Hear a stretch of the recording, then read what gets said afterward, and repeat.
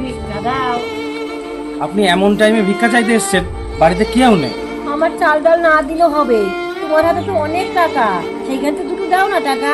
দেখুন কাকিমা, আমার হাতে 10,000 টাকা আছে, আর এটা সম্পূর্ণটাই আমার লোনের কিস্তি দিতে হবে।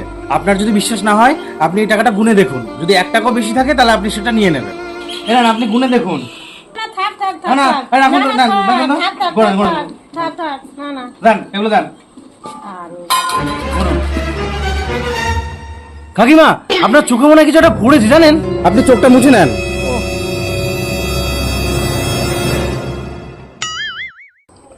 বাবু, এখানে 10,000 টাকায় আছে, 1 টাকাও বেশি নেই।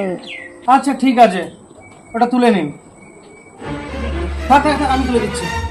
এনেন, এনেন, ধরুন। এই নাও তোমার টাকা নাও। আচ্ছা ঠিক আছে, বাড়িতে যখন লোকজন থাকবেন তখন আসবেন, তখন দেবো।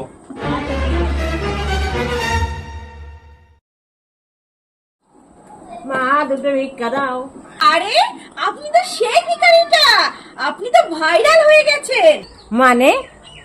এই দেখুন এই দেখুন। আজকে আমাদের বাড়িতে একটা ভিখারি এসে আমার কাছে চাল চায়, কিন্তু বাড়িতে কেউ না থাকায় আমি তাকে 10,000 টাকা দিতে চাই। প্রথমে রাজি না হলেও পরে সে নেয় এবং তার চোখে জল চলে আসে, এমনকি সে আমাকে প্রণামও করতে যায়।